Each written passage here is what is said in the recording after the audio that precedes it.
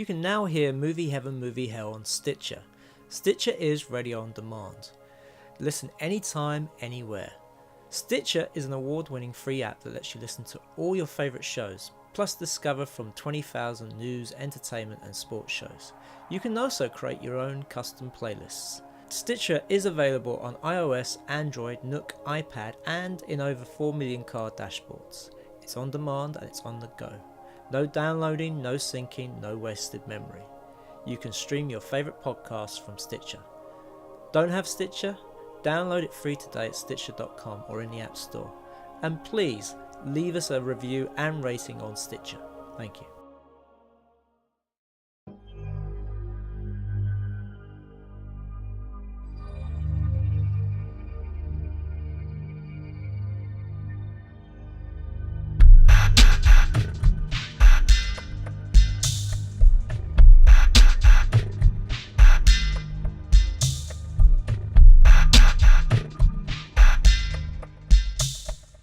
Welcome to Movie Heaven, Movie Hell with me, Simon Aitken, and I'm Keith Eyles, and we are both independent filmmakers that enjoy discussing other directors' work and related topics.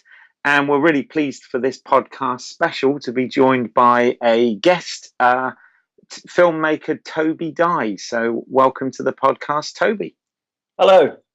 So, as some of you may have known, there was an exhibition, an art installation that was on at Somerset House called Daydreaming with Kubrick.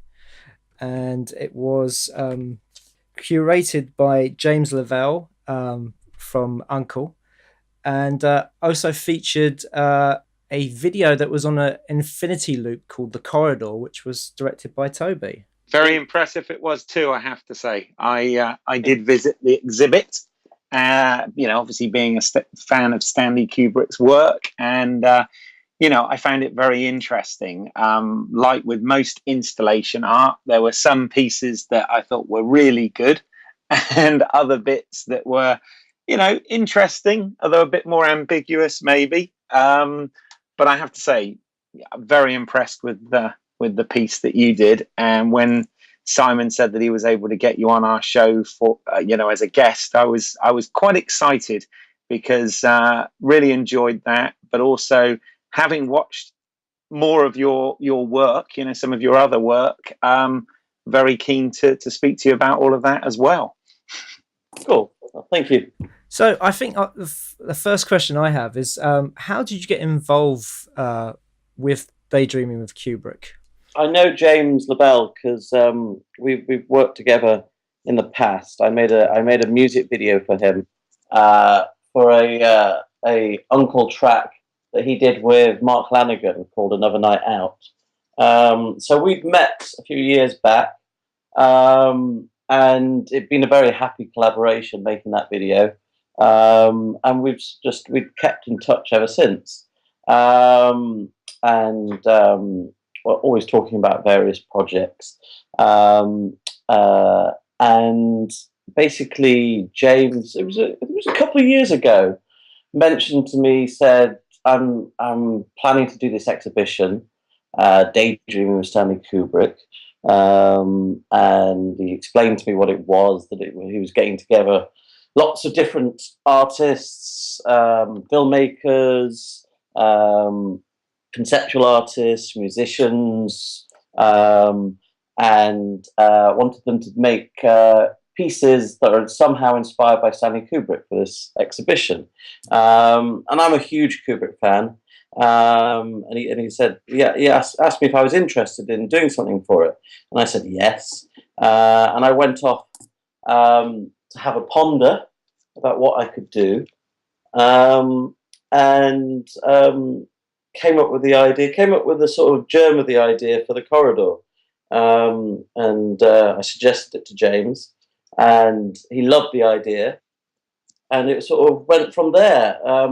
That was quite a while ago. Like I said, it was 2 years or so ago, and the whole exhibition looked like it was going to happen sort of about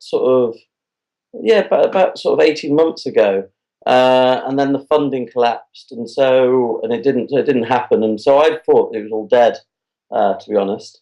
And then suddenly James got back in contact with me just before Christmas this year and said, it's back on. They had found a sponsor, Canon, and it was going to happen at Somerset House. And did I still want to do it? And I said, of course, I'd love to. And so that's how it all came about, really. Now, did you know going into it that that James Lavelle had actually sent the track "Lonely Souls" to Kubrick, as he wanted him to make it as like a music video? Yes and no. James had told me about that, because I mean, basically, that's how. Yeah, I did, in a roundabout way, because also that's how the fact that James, because what had happened is when James made when Unkle made that seminal album, Science Fiction, he contacted Stanley Kubrick to ask him if he'd do the music video for Lonely Souls, which is a very James thing to do. He's great at nothing if not ambitious, and amazingly, Kubrick got back to him and said that he was interested and that wanted to talk further on it, but he was in the middle of making a movie, and that was taking up all his time. So to get back in contact and take it from and see what they could do after he'd finished the movie. And of course, that movie was Eyes Wide Shut, which he famously died, I think, like the day after they finished editing it. So that never happened. So yeah, I did know about the whole Lonely Souls and Kubrick connection. But yeah, basically because he had that connection with Kubrick, that's partly why the exhibition could take place, because despite the fact that Kubrick sadly passed away, he kept in contact with the Kubrick family, the Kubrick's widow and Kubrick's old producer, and had kept talking with them. And that's sort of why this exhibition could happen, because it was all officially endorsed and sanctioned by, made in close collaboration actually with the Kubrick estate. But as a filmmaker though, sort of going into this project, it must have been a little bit daunting. Yes, maybe, Yeah. So that's the mere idea of, just the idea of doing something that's connected with Kubrick, massively daunting, or anything that's, the idea that I was doing the music video or something that the project that Kubrick never did. I'm not really. It's a nonsense to say that, because who knows what Kubrick would have done with Lonely Souls. But yeah, but a wonderful challenge as well at the same time. Yeah, no, absolutely. I mean, it was the day I kind of left it sort of to the last minute to actually go to the exhibit, and I went, I think it was on like the last weekend before it was due to finish, so had to queue for a fair while to get in there, but obviously it was well worth the wait, and I was glad that I did. But the room where your video was playing, on my first pass was really, really crowded in there, and it was like, damn, I want to see all of this, and it's sort of hard to get in the room. But I persevered with it, and I came back later and was able to watch the whole thing. So I was like, yes, this is cool. And so when Simon obviously said, I've got in touch with the guy that did that part, I was like, fantastic, this is really good. Because how did you find, because what did you think about when that room was really busy? Because it was there's sort of an unintentional thing that I quite liked actually when I saw it sometimes at Somerset House, was because we didn't have, in an ideal world I'd have had a bigger space to show the corridor, but just due to the sort of the geography or the layout of Somerset House, all the rooms there were quite small. And so did get quite crammed. But one of the things I quite liked about that, which was a totally unintentional thing, was that it sometimes would get so busy that people could only had to stand quite close to the screen, and then the projection was going over them, and I quite liked that element to it. Actually, I sort of it was an unintentional sort of little touch that I found sort of quite charming. I know that did annoy some people though. What was your feeling about that? Well, yeah, I mean, the time I first went in, there was exactly that problem. So, you know, some people would be so up against the walls that the projection would be partly over them, and that they'd be like watching what was going on the wall opposite, you know, on another part of the loop. And but you're right. I mean, in a bizarre sort of installation art way, it did kind of add to it, I suppose, because it was like more characters in the hallway. So added to the chaos of it. Yeah. But I knew nothing about it, so because you know I didn't read too much of the guide before going in, because I kind of wanted, it's a bit like the way I watch movies. I sometimes like to know nothing about them and sort of be surprised. And with this, like for example, I stood there and I was like, oh, Joanna Lumley's in it, and oh look, there's that Aidan Gillen bloke. You know, I didn't know who was going to be in it either. And then, of course, you know, there was the fun of sort of connecting the characters with Kubrick's work. So, you know, I thought it worked. What about you, Simon? Because we went at different times, didn't we? Well, I actually had a chance to see this edited into a music video because I was at the Unkle live show at Somerset House. Oh, okay. That was just before, wasn't it? Yes. It was during. It was during. Yeah. Right. And I have to say, as a music video, it worked really well. I mean, I love the fact that not only is it's like on an infinitive loop, but each bit tells a story and they interconnect. And I thought, you know, also seeing the installation as well is, you know, it was interesting to compare the two. But I did love seeing it as a music video edited together because it just works so well, and it was just great to see that each corridor had its own storyline that, as I say, fed into one or the other. So I was wondering, I mean, how difficult was it to keep track of all this? What, making the project? Yeah, because I mean, you've got 4 different corridors that interconnect, and also you have like 2 different storylines going on.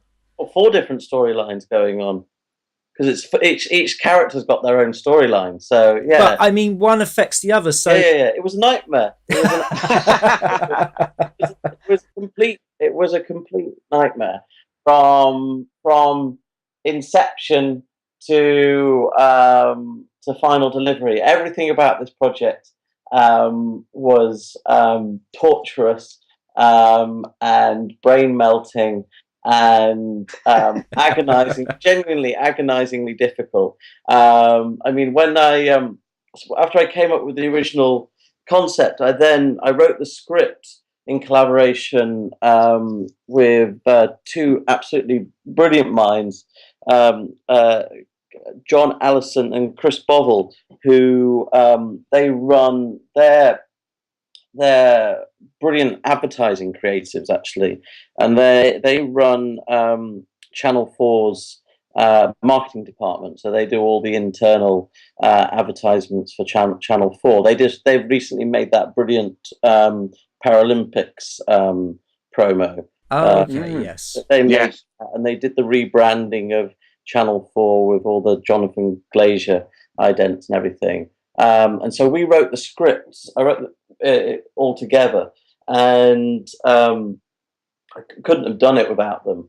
And just writing it with those guys, we were just tearing our hair out because it weren't just, there were so many challenges. So I mean, like, first and foremost, for each screen where you've got the same corridor and the different character in, for each of those characters, their narrative has to loop for infinity. So we had to find a way that their narrative could loop invisibly for infinity. And then there was the fact that you had that, And then basically, as you've seen in the installation, there's all these moments where one character from one screen is suddenly interacting with the character from the other screen, and then they're interacting with another character from another screen at the same time. So basically, we were writing 4 scripts, and as we were writing these 4 scripts, you almost had to lay them out on the table next to each other. And sort of working out, well, actually now this character has walked into that screen, and that character's walked into that screen. So you had to time each one out for that to work. And so it was this sort of ridiculous Rubik's Cube of a sort of puzzle, mapping out the script for it all to work. And it was utterly torturous doing that, and then doing that.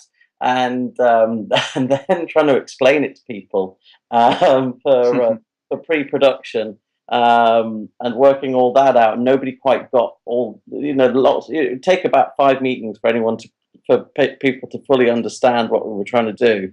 And then actually trying to physically shoot it and work out all these timings, so that, because obviously we didn't shoot all 4 things at the same time, so we had to time it perfectly when we're shooting it to make sure that when you see it on one screen, it's actually happening at the same time. And so that was a nightmare. And then doing the post-production, where there's lots of invisible post work in there that's been done amazingly by a company called MPC, which they put in so much love to it. So yeah, the whole process from inception to delivery was torturously difficult. Well, it's curious, because when I watched it as a music video, the kind of the 2 threads that came out. I know that you're saying there was 4 stories, but it seemed that they were kind of like 2 stories that affected each other. So you had Joanna Lumley's character, who was worried about the plant. She was angry over something, and you found out the plants were being poisoned by the little girl who was going along. Yeah. And then you had the whole kind of Jack Torrance character, who is being chased by this masked man, and then becomes the masked man and starts chasing other people. Yeah, or chasing himself. And that seemed to be the 2 main threads. Yeah. I guess I think you're right. There are. I mean, basically the Aidan Gillen character, who's actually in the script we called him Mister, and then the guy in the gas mask, who in the script we called Brute. They're very much linked. And then the Joanna Lumley character, who we called the Lady, and the little girl, who we called Lily, they're very much linked. But they also bleed into the other stories as well, because like there's the moment when the Aidan Gillen character meets the Lady, or you see the little girl seeing the Brute character. Yeah. And so they all do intermingle, very, very much so. And just one of our sort of a big reference for writing all these characters was basically they're all slight riffs on the Greek legend of Sisyphus, who he was. I don't know if you know the legend, but basically he's the guy who was condemned by the gods to eternally roll an incredibly heavy stone. Oh yes, I know this. There was a film, I think about 6 years ago, called Triangle, where they went down a similar path. Yeah, It was Melissa George. Yeah, that's right. And that was actually full of Kubrick references as well, because I think the cabin was 237. That she was in. Yeah, so it was filled with a load of that stuff also. So yeah. So it was this. It's all connected. Yeah, it's the idea that all our protagonists had this narrative where they were trying to do something, and are desperately trying to do it, and then they get to this point, and then they just start back again at the start, and they were all also riffs on. John Allison did a lot of research into sort of Kubrick motifs and themes in his films. And Kubrick's obsessed with power, and so they're different riffs on power, really. Well, that was the lovely thing, was that it invoked those films without actually them being dressed up as the characters, because the Brute was obviously Clockwork Orange, the lady was obviously Barry Lyndon, the little girl, I would say, is the little girl from The Shining. Well, I'll tell you what. I mean, basically, the whole project. No, none of them are directly from anything. We wanted, rather than do like direct imitation, we wanted to sort of evoke Kubrick and sort of have a nod and a wink. So, like you say, the guy in the gas mask, he is Clockwork Orange, but he's also Paths of Glory. Okay. Right, yeah. Okay. Or Full Metal Jacket, because Kubrick, an abiding theme of Kubrick was war, and so he's sort of lots of influences, but very much the way he moves and his sort of swagger feels very Clockwork Orange. And then, the lady is very much a Barry Lyndon reference. And then you know what? When we had the Aidan Gillen character, Mister. He wasn't, to be honest, when he was written and on paper, he wasn't Jack Torrance. And Aidan came, and I don't think it was intentional from Aidan, and it wasn't intentional from me.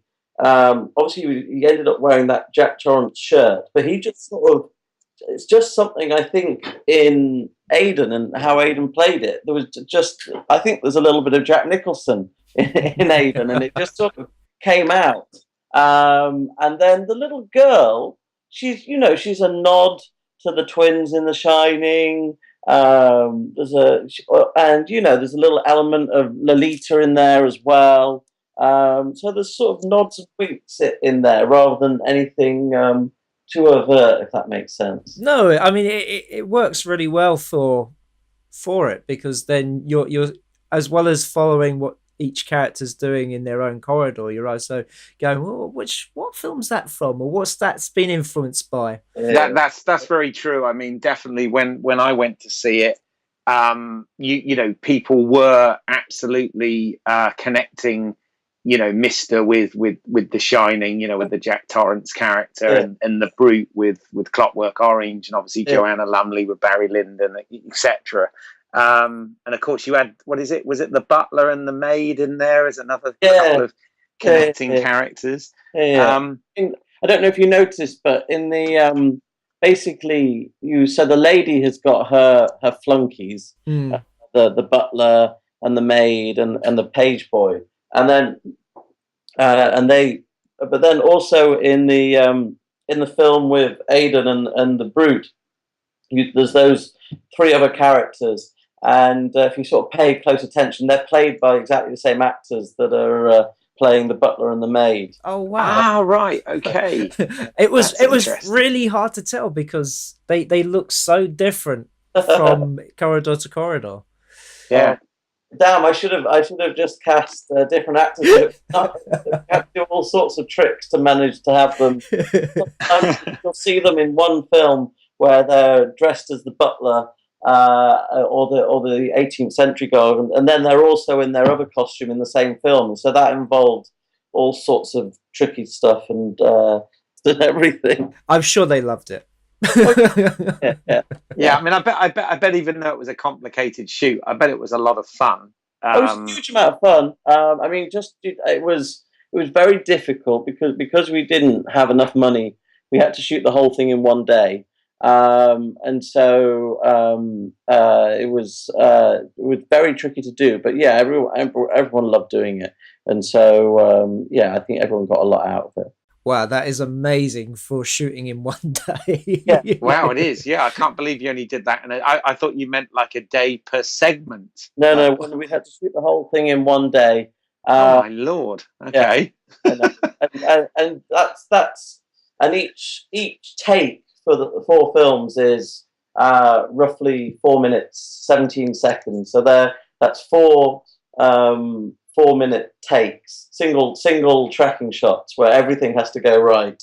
So yeah, it was. I think the gods were smiling on us as well, because it could have all gone horribly wrong. Wow. And what did you actually shoot this on? We shot this on red with Okay. with Panavision lenses, and basically it was we had basically because we couldn't lay track because you'd see the track. And it's just too long to have. I mean, initially, when we were planning this, I wanted to shoot this on motion control, because that's the only way that you could time it absolutely perfectly. I don't know if you know what. Do you know what you guys Yes. know? Yeah, so we were going to shoot it on motion control, and that's the only way that you could do it and time it perfectly. But to have motion control. For that, we'd need it would basically have to be on track, and the only way we could have it on track would be if we built the track and then painted that all out in post-production afterwards, which would have been an enormous job, for because that shot lasts 4 minutes, and it's just also it's a huge amount of track. So in the end, we had what's basically a wheelchair dolly. So it was on a wheelchair dolly, the camera, and then it was on a sort of on a remote motorized head, like basically a very expensive gimbal, and so that was sort of balancing it, and so we had that, and then in post production, the shot was sort of further steadied, and basically we had an amazing grip, who managed, just from skill, he could pretty much time to do that walk in the right amount of seconds. And basically we marked the floor that, when he was, for every 30 seconds the floor was marked, so he knew that he had to get to certain points in timing, and our first AD was there with his stopwatch and shouting out, you have to be here, you have to be there, blah blah blah. So it was tricky. Wow, that is, I mean, kudos to that dolly grip, big time, because I must admit, when I watched it, you always try and figure out how somebody did something, and I would have automatically assumed motion control because of timing, all of them the same. So that's incredible dolly work. No, it's amazing, and it's it was, the camera team overall was brilliant. Our DOP was a brilliant DOP called Ed Wild, who's a very, very good features DOP who I've worked with for a few years. And I think without Ed, it probably wouldn't have been possible, because he's so good technically. And his brains made that possible. So it would have been impossible without Ed, I think. Wow. And you didn't have to use, I was expecting you at one point to say you had to use Canon kit because of them being the sponsor. Well, no, we didn't use Canon kit for shooting, but we used Canon kit was very instrumental in us being able to project it in that space. So we used the Canon kit really came into the fore for how we showed it. It wouldn't have been possible without that Canon kit to show it in that small space that we had. So that's how they became involved, really. Now, I'm curious to know, are we ever going to see the edited version of The Corridor come out, either as a short or as a music video? Well, basically, so what you saw at the Unkle live show was James wanted to have the Corridor visuals for when Lonely Souls came on, and so myself and my editor, Julian Egigura, we did a little edit of The Corridor for that, but it was very sort of what we did for. I liked what we did for Somerset House, but it was very rough and ready. We sort of knocked that out in a day. But so it is going to come out in an online form, but whether it might, very likely it will come out as the music video for Lonely Souls, because there's plans to do a 20-year anniversary reissue of Science Fiction, so it might well come out for that. But whether it comes out as you saw it in that edited way or a different way is still under discussion, because whilst I liked how it it worked, edited to the thing, edited to the track. I really liked it. I thought it worked really well. Um, I'd love to somehow encapsulate in an online way how the exhibition was. So we might be doing something else. We might put it out as VR, as part of doing that, so you can feel that you're actually in the room, and you can turn and look at the different screens. Or it might be something that we do whereby you're watching it on like YouTube, and you press a button and you can go to a next screen, and you can go to the next screen. We're still working out how we can put it out online and still keep that spirit of the original, where you had this flavor of all the different narratives going, and also the fact that it was infinite.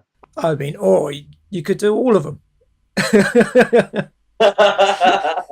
Yeah, potentially. I mean, it does work really nicely when you cut the different cut them together, because you've got that unifying thing of it all having that same speed tracking shot. It does work nicely. So I think I need to sort of have a bit more of a play and see what we can do, really. But yeah, it will come out in an online form at some point. That's great to see. Here, sorry.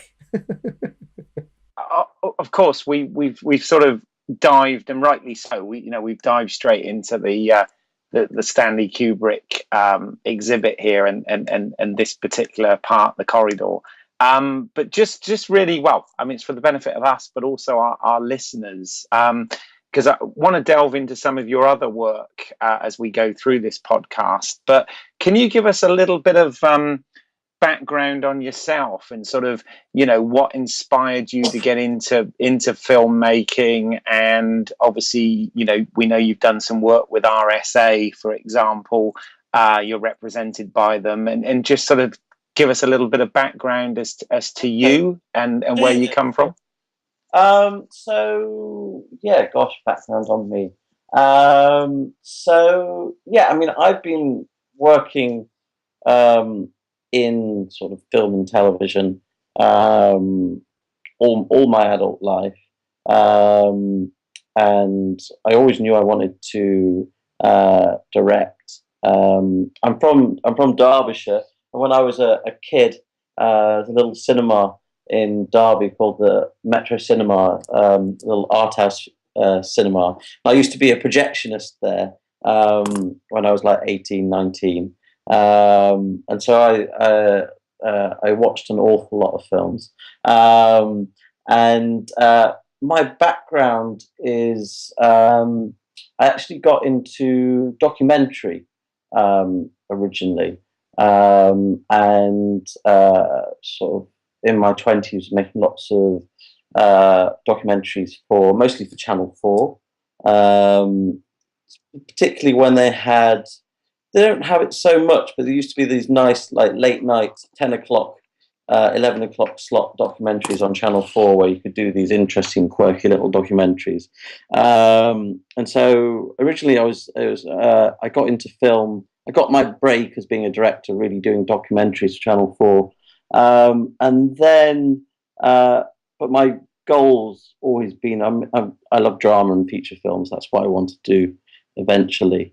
And I sort of, from my documentary work, I got approached by Massive Attack and Black Dog Films, who were part of Ridley Scott Associates, to make a music video, because Massive Attack wanted a doco director to make a music video for them. And so I made this documentary music video for a Massive Attack track called Paradise Circus. And that sort of led to me then moving more into music videos and commercials with Ridley Scott Associates. So that's what I've been dipping my toe into mostly recently. So that's sort of the potted version of me, if that makes sense. Well, I was just going to say, I mean, bringing up Paradise Circus, I mean, just watching the video you sent me over the internet, I mean, using clips from is it The Devil in Miss Miller? Yeah.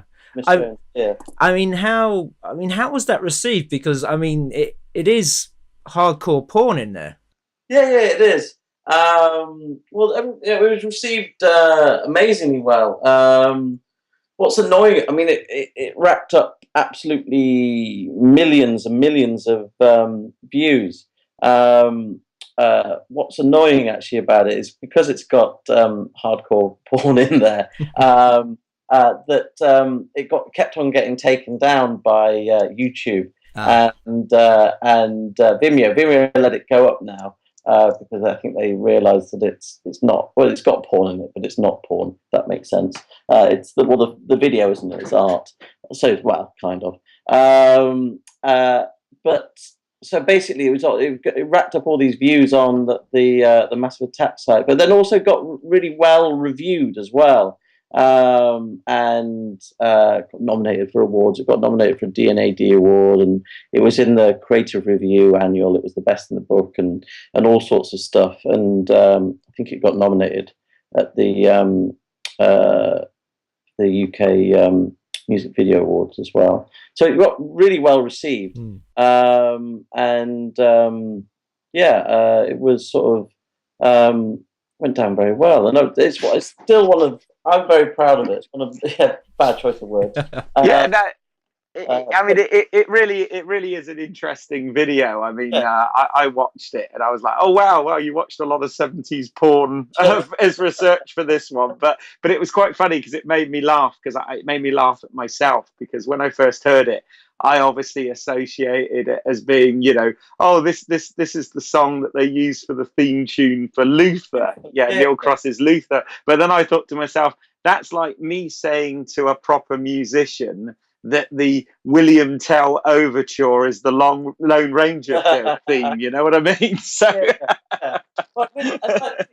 the original idea for the music video was it was interesting. It really was. I just wanted, because I knew about Georgina Spelvin, who's the lady in the video, who you see as a much younger person in Devil and Miss Jones, and and I'd seen footage. I'd actually spoken to her for a documentary I was researching before, and I knew how interesting she was.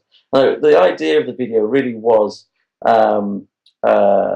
sex being talked about from the perspective of an old person. You know, it's bizarre, but you never hear that. It's almost seen as taboo. So that was the original idea behind the video. And then, as often happens, I find when you do documentary projects, and if you do them properly and with a sort of open mind, the films can change into something else while you're making them with the results you get. And it did change from my original, what the film was going to be like originally, how it was changed when I was making it in the editing process. In the editing process, from Georgina Spelvin's interview, it became less. Initially, I thought it was going to be sort of very porn positive film, but then in the interview, she said lots of things which made it definitely more ambiguous about that. And so it was very interesting, that one, and the decision about it was a very conscious decision to include the proper hardcore pornography from that film in the video, because I think to do anything else would have been sort of missing the point somewhat, if you know what I mean. I think you're going to talk about that stuff, you should be prepared to show it. So it was sort of, but it has meant that video has had been seen less than it would have otherwise. I still do it again over a million times, if that makes sense. Well, definitely. I mean, I've heard an interview with Georgina Spelvin, and much of what she talks about in the video was also in that interview. Okay. And because she's somebody who's very candid about her past. Yeah, she's one of the best people I've ever interviewed. I mean, she's just sort of very candid, very intelligent, and understands herself. And she's amazing. She's an amazing woman. And I did that interview with her. She lives in Hollywood, in this lovely house just underneath the Hollywood sign. I remember doing that interview, and sort of we talked to each other sort of for about a month leading up to the interview, and so I sort of got to know her quite well. And I mean, it's her that makes that film completely, because she's such a find and so interesting. Oh, definitely. Yeah. Though, did she tell you any police academy stories? I did Academy stories. Well, if you don't realise, Keith, she was the prostitute in Police That's Academy. right. Yeah, no, I was aware of that. Oh, you were aware. Okay. That's why I chuckled when you said it.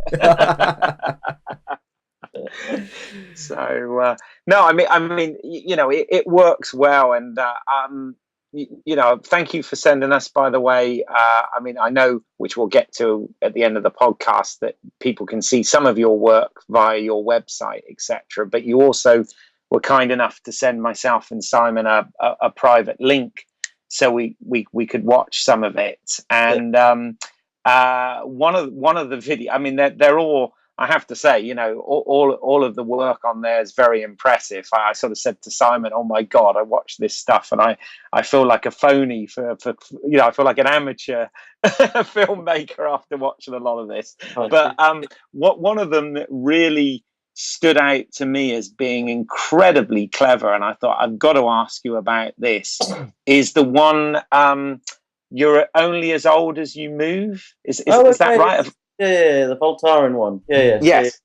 Yeah. That was a nice one to. That was a nice. I mean, like it's. I mean, that's a commercial, and the thing. I'm very proud of it, actually. And the thing with commercials is the deal with commercials, I think, is sort of, as a filmmaker, you've given all this money to make it. You can hire the best crews, and you can get all the best toys. But the sort of the Faustian pact you're in is, you know, you're making it for someone else, and it's not your film. It's wholly owned by someone else. And what often happens, more often than not, is that the film that you wanted to make doesn't happen because the client changes it for whatever reason.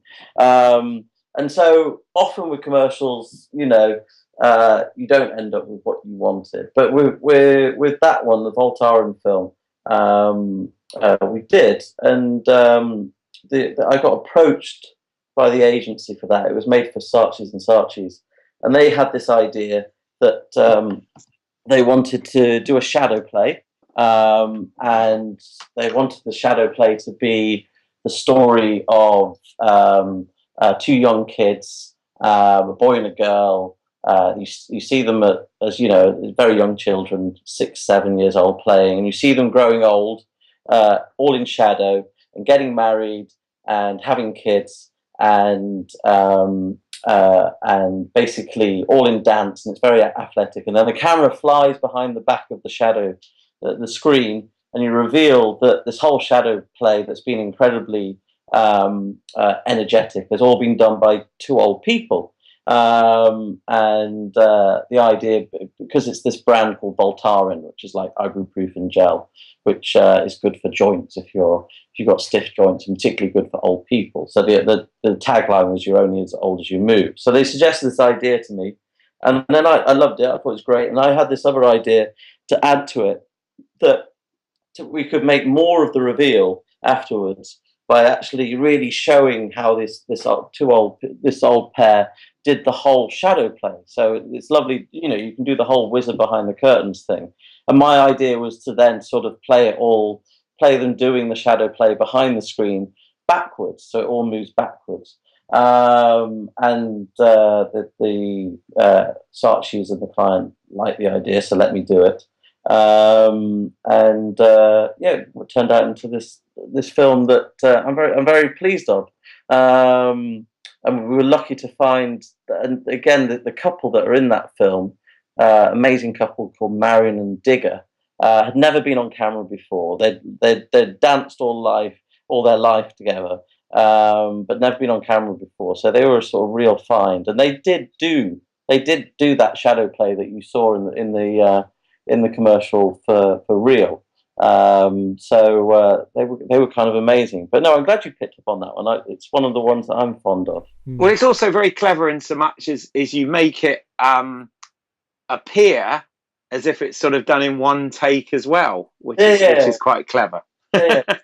That it's not the shadow play bit at the start's not that far away from one take. It's it nearly was, actually, to be honest. So that was kind of like that was, again, like The Corridor, slightly foolishly ambitious, but we got lucky, and it happened on the day. Well, I love the little documentary you've got for it as well. Yeah. Well, because they're an amazing cat pair, aren't they? Yeah. They're just incredibly charming, and it was like and they were just so nice to work with. It's interesting, actually. In that, in the documentary, you see their choreographer, don't you? Who's this wonderful woman called Caroline Pope, and basically, Caroline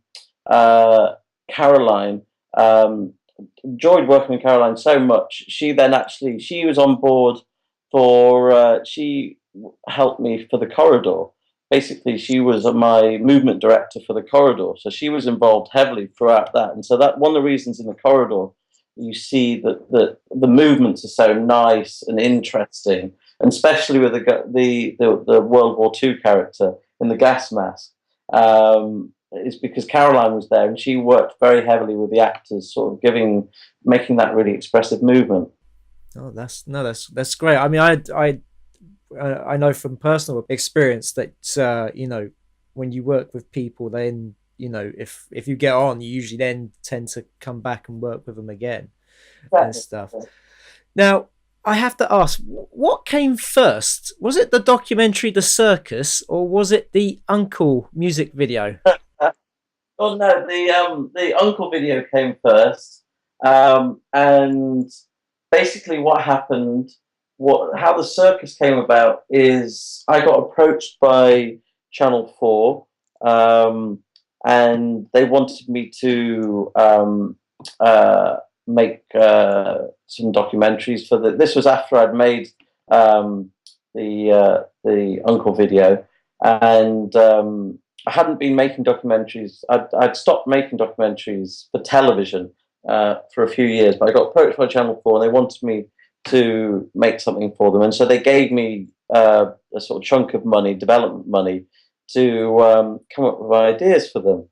And because I knew about The Circus from making the Unkle video, because I shot the Unkle video at this place called the Circus Tavern in Essex, which is an amazing place, like an old, a very old club that's been around for decades. And I wanted to make this series based at the Circus Tavern, where they put on boxing nights, they put on variety entertainment, and they've got a strip club. So I thought it was a perfect place for a documentary. And so I made this little, so that The Circus is basically, it's just a little taster tape that I presented to Channel 4 to say, look, this is sort of what you'd get in the documentary.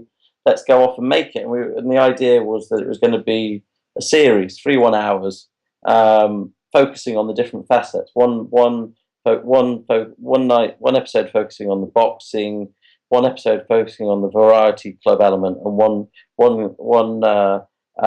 episode focusing on the strip club. And the abiding theme of the whole show was entertainment, because all the people viewed themselves as entertainers in some way or another. The boxers did, and the strippers did, actually. So that was the idea behind that, but it never got off the ground at Channel 4, unfortunately. No, that's a shame.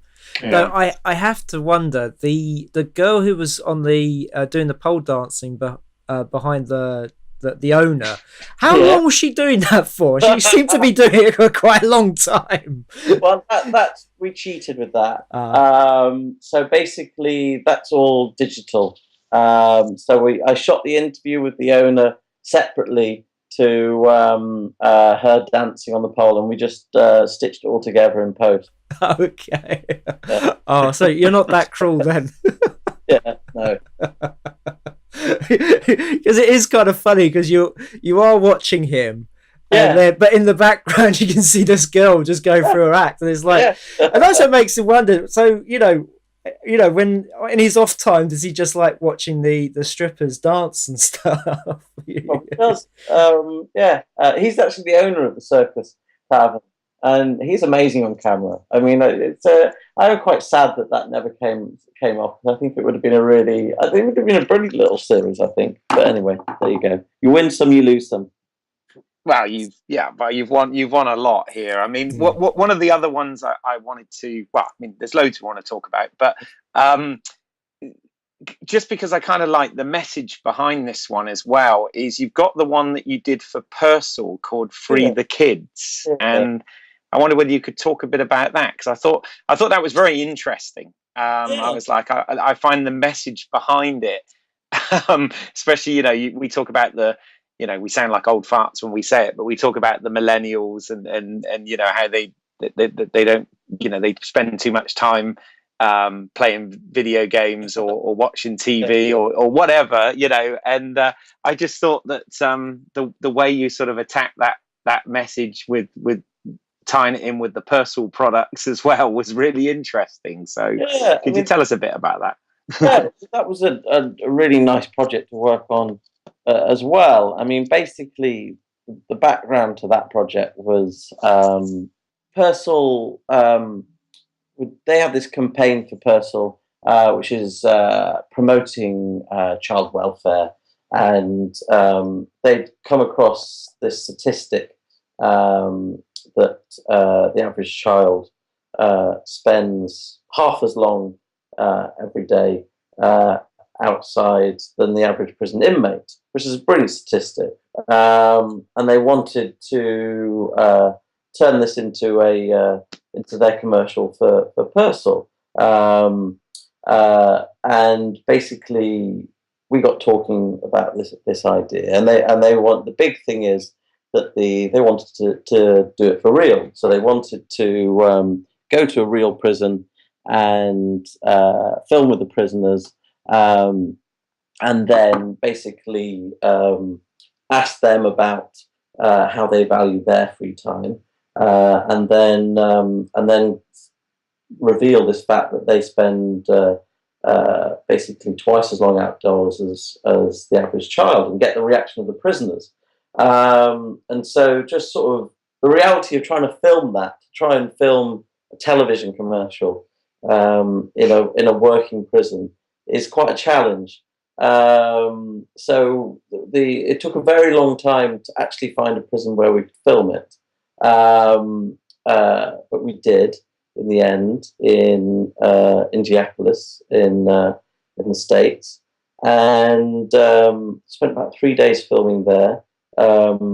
With in a what's called a supermax prison, so it's like the highest category prison you can get, and it was fascinating filming there, actually, to be honest, and speaking with the inmates. They were some of the best interviewees I've ever had, and certainly when talking on themselves. And I think the reason for that is if you're a prison inmate, you have a lot of time to think about your life, and so they had very sort of advanced and considered musings on themselves, and so they were great to film with, and that turned out into a really nice, interesting little film. I was pleased with that one. I was just curious, a point you brought up there about that Purcell came to you with this idea. Do you find when you're doing like commercials and music videos that the idea is already there, or do you have to, like they say, well, like with a music video, here's the music, and then you have to come up with what the video is going to be? Well, with music videos, the idea is never there. They just give you the track, and sometimes there might be a small brief. They might say they want it to be a performance video, or sometimes there's a very detailed brief. But I don't go in for those ones. Generally speaking, I take the music videos that I've done have all been entirely my idea. And I'm only really interested in the music videos where I'll be given free rein to come up with the idea. And with commercials, it's not quite the same. Well, it's not the same at all. There'll be the advertising agency and the creators will have come up with a concept, and as a director, it's your job to basically say how you'd interpret their concept. That will, and you can interpret it very faithfully and literally, or you can go off in tangents and change it a lot. And I'm sort of, generally speaking, I'm sort of, depending on the project, I might change it incredibly, or normally it's sort of somewhere in between, where some elements are faithful and there's big changes you make, like the Voltaren film with the shadow play.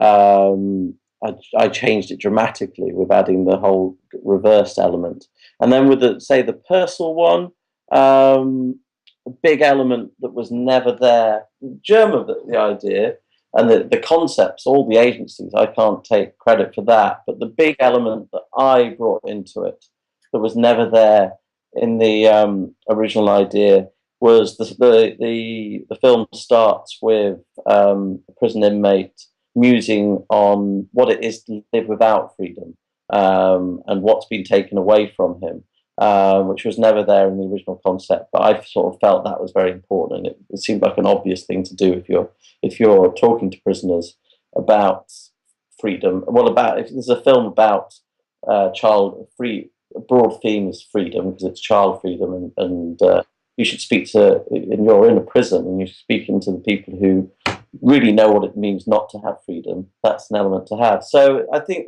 a director will always bring their slant to something and give it their twist. Yeah, I've never obviously done anything on the scale or level that you have, but I've done some bits of stuff for the web for like Nokia and Panasonic and companies like that in the past, and yeah, they've always sort of had a brief, but a project brief, but you've been able to sort of bring your own interpretation to it to a certain extent. But obviously, there's always so many people putting their ideas in and as well, Yeah, and different, depending on the collaboration, those ideas will be sort of embraced and taken on board or not. I mean, like as a director, we can only be as good as our clients allow us to be, and the budget. and the budget. But I think really it's very much. I'm a firm believer in if you're only as good as your client will let you be. So if you've got a very open and sort of broad-minded or interesting client, they'll give you the free rein to really shine and do something really impressive and do your best work for them. Whereas you might have a client that's less enlightened, and it's nothing. It's like you can take a horse to water, but you can't make it drink. So I think you can only be as good as your client will let you. If that makes sense. Yeah, definitely. Absolutely. I mean, I love the music video you did called Murmur. Oh, thank you. Oh, Elliot Power was that one? Yeah, the car one. Yeah. I mean, you seem to encapsulate the whole of London. That car got around. I mean, was that one night or was that several nights? No, God, no. I mean, basically how that video was shot, just after there's a little Sony camera called the Sony A7S. You guys probably you shoot of it, and it's very good in low light. And I just got one of these little Sony cameras and seen how amazing it was in low light. And I wanted to shoot a video all at night time. And so basically that one, it's sort of, and again, a lot of my projects do mix sort of drama and documentary elements. So basically what that video was, it was actually about it was actually about a 7-night shoot. Basically, me and my producer, Rebecca Mills, drove around in my car around London for about 6 nights. Rebecca drove as I filmed out the back window anything I could see in London that was interesting. And this was in the height. Stupidly, I decided to shoot this video in the height of summer, and so it only was getting dark at about like 11 o'clock at night. And so we couldn't start till about 11 o'clock at night. And then we just drive all around London, just shooting endlessly. And so then I had all this footage of London. And then we had one night with the band and a proper crew and an amazing DOP called Lol Crawley, where we shot all the stuff with the band. And then we sort of stitched it all together. Mm. No, it works incredibly well. I mean, it gives you that sense of what the nightlife could be like in London. Yeah, no, I agree. I mean, I was quite impressed.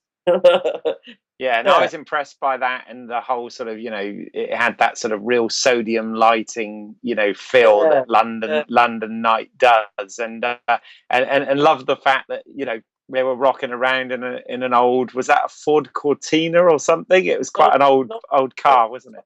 Cortina, and it's not actually the car I wanted. I wanted an old Mercedes, but we couldn't get one. And then we chanced upon this old Ford Cortina, which was, I think often the best. A lot of the best things happen by chance. That Cortina looks amazing. I loved it. It was slightly. If you watch the video again, you'll see that the car's slightly lopsided. It always sort of slopes to one side. But yeah, the car's gives the car character. Yeah. It gives the car a Dutch angle. There you go. Said about the sort of the sodium lights and all that. I mean, like that was something I adore. Something about shooting cities by night on video is something that it's a look that I've always loved. I mean, I'm a big fan of Michael Mann. Yay!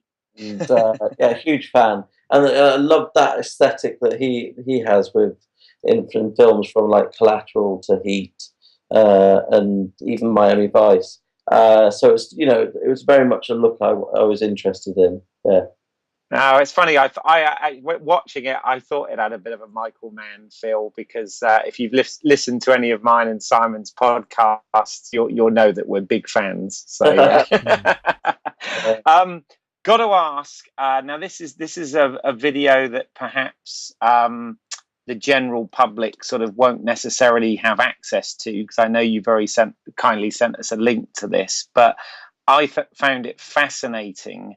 Was your documentary called Body Snatchers of New York? Okay, could you? I think we definitely need to delve into that one a little bit without, I guess, without ruining it too much. But so that was made for True Stories on Channel 4, and so basically that documentary is I didn't, before I started researching that documentary, I was unaware, as I think most people are, that there's a legal trade in bone, skin, and tissue taken from corpses. And these bone, skin, and tissue is used for skin grafts, or the bones ground up, and it's put into it's used in surgery to put into bones and things like that. And it's a multi-billion-dollar industry. The companies that provide all this stuff are traded on the New York Stock Exchange, and it's a huge industry. But to donate to all bone, skin, and tissue has to be taken from people that have given their consent and the next of kin have given consent. But what had happened? It turned out there was a gang in New York that were bribing funeral parlors, paying them $1,000 per corpse to harvest the tissue, the bone, skin, and tissue from these corpses and sell them on to these big corporations. And this gang made millions and millions of dollars in the period of about 3 years before they were discovered by the NYPD and prosecuted. So that's that's the story in a nutshell. And the documentary is told from multiple perspectives. It's told from the perspective of the body snatchers, from the NYPD, well, the people that prosecuted them, and then the perspective also of some of the families that discovered their loved ones' bodies had been used, corpses had been used and harvested, and then also the perspective of someone who actually found they had this stolen tissue put into their body. So it's done from all those different perspectives. I mean, it was quite shocking, and then to actually sort of see the guys who perpetrated it, and they seem to be, I know, kind of not nice, but they weren't like evil people. Well, yeah, I mean, like, they weren't evil people, and I think, I think evil can be done by people who aren't evil. I think, I mean, one of the things that I do in all my films, and particularly my documentary films, is I like to, well, to sort of let the audience make up their own mind. So I'll let people speak, and I don't want to present people just as two-dimensional goodies or baddies. And so I'd like you remain agnostic about it all, don't you? Yeah, and I like to think, or I hope to think, that present people in a sort of let them speak for themselves, and don't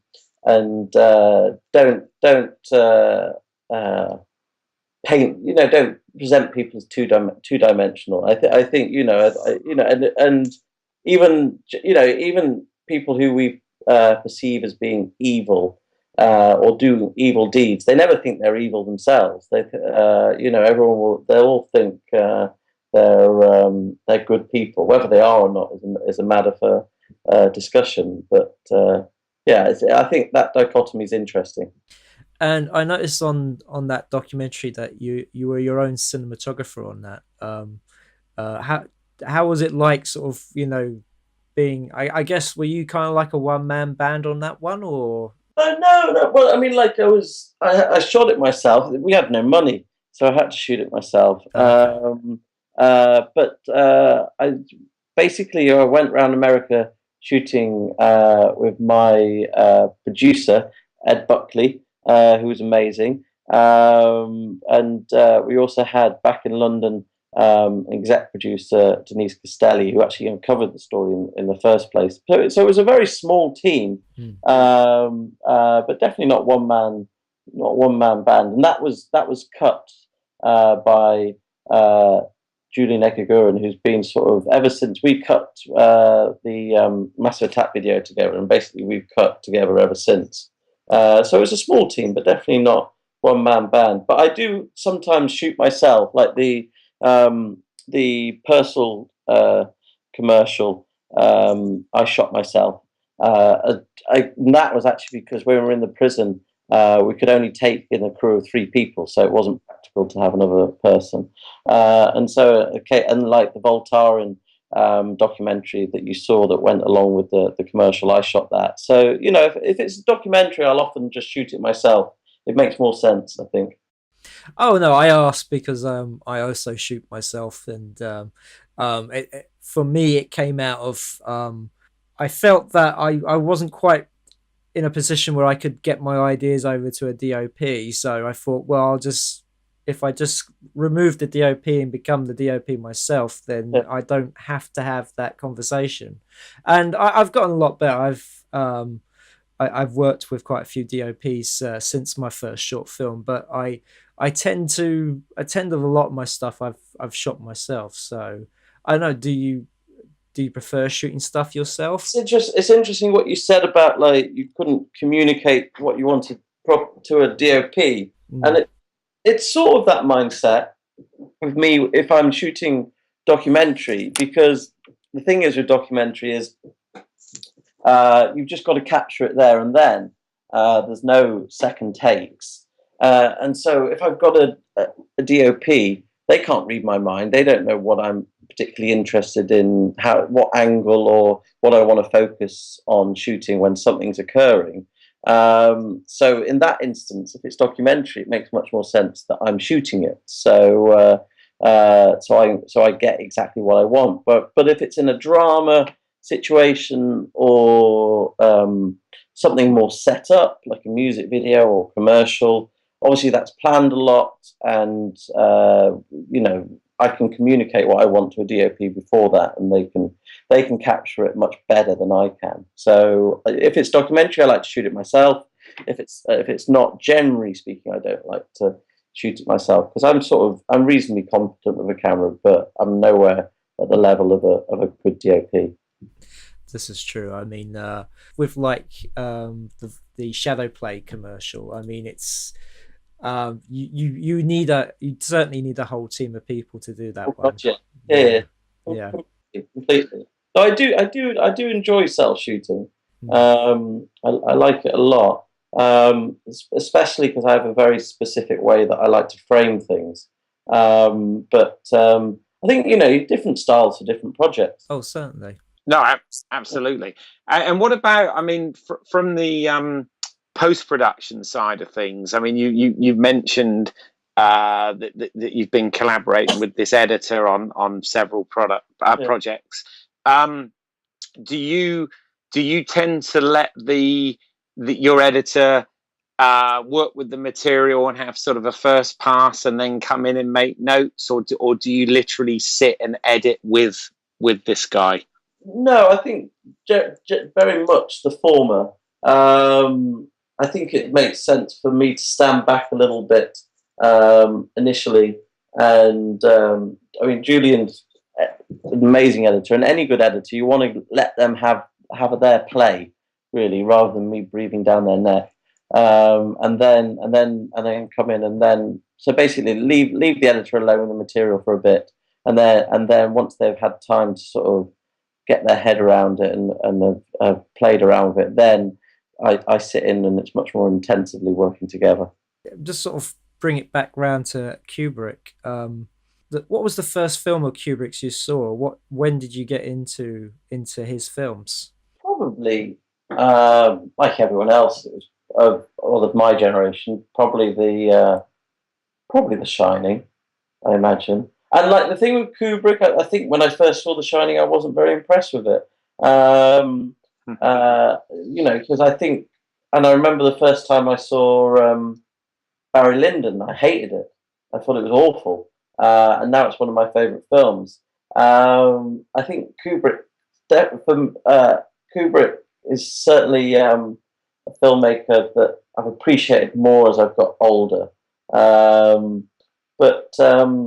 a long time, my favourite Kubrick film was Dr. Strangelove. Actually, I do like that film a lot. Yeah. It's funny you say that. Actually, it makes me feel a bit better, because when we did our Kubrick one, I kind of did fess up to exactly the same thing, in so much as when I was a kid, that was starting to become interested in films, and adolescent, young teen, or whatever. I didn't exactly sort of get Kubrick at the time, and it was once I became an adult and started to get more of an appreciation of film, and then began to realize what a genius he actually was. But what about, I mean, growing up, what were your sort of filmmaker heroes? I mean, you've already mentioned Michael Mann, which is cool. Filmmaking heroes. Scorsese. I do like genre films, and I was a kid, I was a massive fan of gangster films. So Scorsese, David Lynch, loved David Lynch, westerns as well, Sergio Leone, Sam Peckinpah, and also I loved old film noir, and Jack Turner, Out of the Past. That was an amazing film. And also other gangster films, Takeshi Kitano, the Japanese director, and a million and one films. And also, I think, sort of, when I was a kid, very much that was sort of the music video directors as well, the likes of Mark Romanek and Glazer's old videos, and even Chris Cunningham and all that. So it's sort of a broad mix. You probably could describe it as very boyish films. Nothing wrong with that. Have you had a chance to ever meet any of your directing heroes? Yeah, I've discovered it's generally best not to meet your heroes, though. Oh, really? Yeah, I mean, sometimes I met Tarantino bizarrely in a bar in Iceland with RZA from the Wu-Tang Clan, Okay. and he turned out to be lovely and incredibly charming. And then there's others I've met that've been less charming, but I'm not sure I want to meet them, to be honest. I think it's always better. I've decided, generally speaking, it's best not to meet your heroes. Well, saying that, but I mean, some of them, they actually do live up to their reputation. I mean, I met John Landis for like an hour, and he was everything I sort of expected him to be. John Landis is brilliant. I've interviewed John Landis a couple of times, and I've actually I've stood on John Landis's lawn in LA, and he called me a cocksucker in the most charming way. Yes. John Landis is brilliant. He's hilarious, and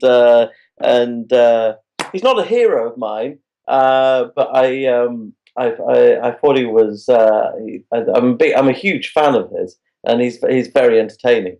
Well, I imagine Scorsese, he does so many interviews and stuff that he always comes across the same way. So I imagine he's exactly like that in real life. I mean, one thing I did was a period when I was doing lots of documentaries on for Channel 4, where we were. I was producing them actually, and working with another director who I worked with for a couple of years, and there were sort of films. There were documentaries analysing old films, and we did a documentary on sort of the mechanics of horror movies. And so we went to LA, and we interviewed lots of big sort of horror movie directors, including John Landis actually. And that was a lot of fun actually. And I remember me interviewing all sorts of interesting characters, including Toby Hooper, who directed Texas Chainsaw Massacre. Have I got that? That's you have indeed. Yeah. And that was really interesting doing that. And John Carpenter, who is a bit of a hero. We interviewed John Carpenter, and he was interesting. Very grumpy, I seem to recall. Yeah, I think. Well, I saw him in Florida at a convention, and I think he just gets asked the same questions all the time. Somebody again asked him what did he think about one of his remakes, and just said, "Well, as long as there's a check, I'm happy." Well, we were interviewing. We decided, we had this bright idea when we made the documentary that we wanted everyone to look like they were sat on the on the set of it could be a scary movie. And so we'd found this amazing decrepit old house that looked like a haunted house, and that's where we were interviewing John Landis. Not John Landis, John Carpenter. But unfortunately, this house was in Compton. So John Carpenter had to drive in his big Buick or whatever it was through Compton, and so he turned up very grumpy first, making him drive through there, and then I think the toilet was blocked before he went into the toilet, so he wasn't happy at all. Oh dear. You didn't happen to interview Wes Craven, did you? No, we chased him desperately. But never got him. But we did interview Robert Englund, who was incredibly charming. Amazing, yes. We love Robert Englund. Yeah, he was fantastic. One of the best people I've ever interviewed. He was amazing. Oh, that's great. And are you able to, I mean, how did you get involved with RSA? Well, I got involved with RSA basically because I made the Massive Attack video, and that was made for Black Dog Films, which is basically the music video arm of RSA. And basically, after I made that, that started my collaboration with RSA, and I've been working with them ever since, and love working with them. So I have to ask, have you met Ridley Scott? I might have. Bumped into him in the corridor? Maybe. Fair enough. Well, I mean, you know, obviously you've done some fantastic commercials, music videos, documentaries. And one of the questions that I had for you, which you kind of hinted at the beginning, so I want to ask more, is you said in the intro that you know, what you really want to do and what you want to get into is drama. And I just wondered what's happening on that side of things. I mean, have you been given any opportunities to direct drama? Have you got any plans to make any features or anything? Well, it's interesting you talk about Ridley Scott, because he's at the moment, I don't know if you know, he's making the sequel to Prometheus, which is the prequel to Alien, which is a film called Alien Covenant. We sometimes mention Alien on this podcast, not very often, but we sometimes mention it, don't we, Simon? Yeah, we never mention it like every episode. You see, we've even worked it into this one now. Amazing. And it wasn't us. So we're big fans. Oh, yeah, who isn't? So I can't give too much away at the moment because I'm not allowed to. But basically, I'm doing something. I'm involved in some way on a project connected to that, which is definitely drama based. So that's what I'm doing at the moment. It's shot already and editing it at the moment with Julian. And then also I've got a feature project that's sort of in development at the moment, but it's early days on that. Oh, fantastic. No, it's just great to hear. So do you know our friend Charles de Lauzerica then? No. Oh, okay. I know he's been involved in some of those behind the scenes projects with that stuff. So I thought your paths may have crossed, but no. Okay. No. Listen to the podcast. Oh, it's not a behind the scenes thing. The Alien Covenant thing. It's something else. But yeah, it should be a very good film. It looks interesting. Mm-hmm. Well, we hope it's better than Prometheus. No comment on that. No, we don't want you to get in trouble with the boss. No, definitely not. You've got to be careful what you say in this business, for sure. No, that's cool. So it's good to know that things are in development then. And do you also? I mean, you say a lot of these projects you've been commissioned to do and have sort of come to you. Do you write as well? Yes, I do write. Very much so, actually. And so, I mean, like, I find my work is a mixture between my own ideas that I've come up with and written, and projects that are brought to me, and that neither is necessarily better than the other. I like working both ways, and I think both are fruitful in their own ways. I mean, it's one of the great things about this industry that you can get a lot of variety. With the work, no, completely. Every project is different, indeed. Yeah. But you've managed to make a living out of it, which I'm very impressed by. Thank you. Because it is hard, isn't it? Yeah, I know, and and I mean the hardest thing was sort of breaking into it, but I'm slightly cynically believe that if you hang around doing anything for long enough, you'll eventually get there and sort of get to some note. So I think a lot of it's just hanging around for long enough, I think. There you go, Keith. There's hope for us yet. Indeed. We never lose that. We never lose the passion. That's the thing. I often say to people, passion is sort of linked with pain, and sometimes when you're hugely passionate about something and you can't do what you love, then it can be a bit painful. But then the pain is kind of what keeps us going. So gotcha. And I don't think it matters and I don't think it makes any difference what level of you are at filmmaking or whatever else. I don't think any of us are ever satisfied, are we? We've always believed that we haven't got there yet, and the best thing is just around the corner anyway.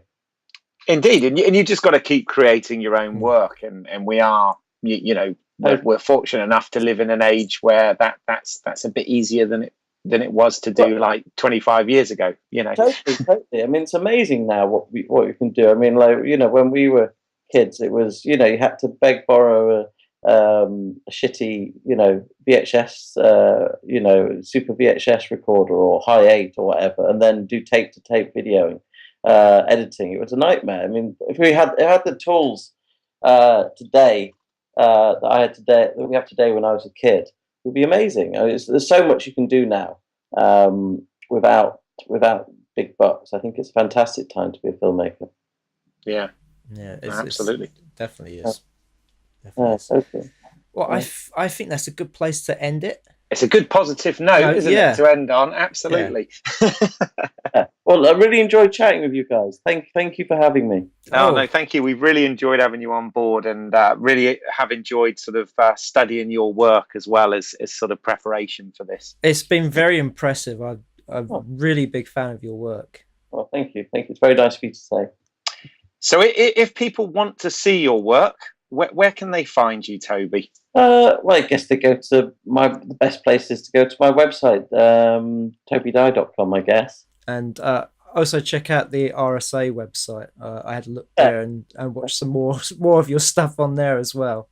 Yeah, definitely. I wish I could put things like the Body Snatcher doc on my website, but it's not really. I'm not allowed to, unfortunately. Copyright and all that. I mean, is there a place where, is that got a release or something, or is it being shown on a particular channel? Is there a way somebody could see that?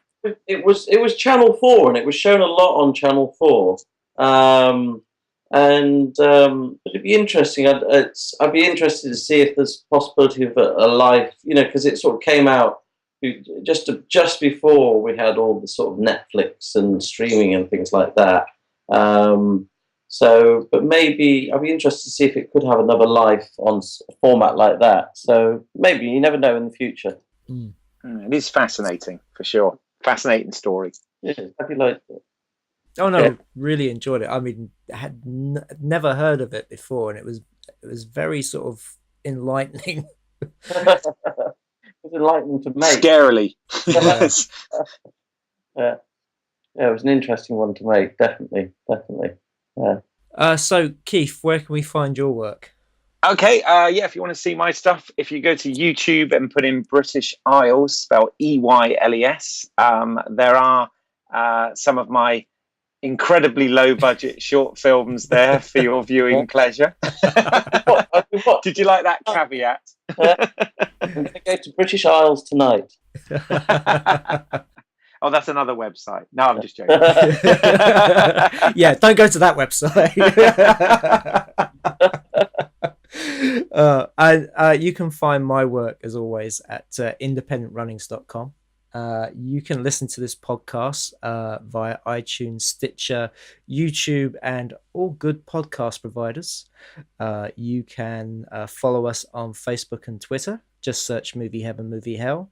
And please leave us a review and a rating on iTunes and Stitcher. It really helps.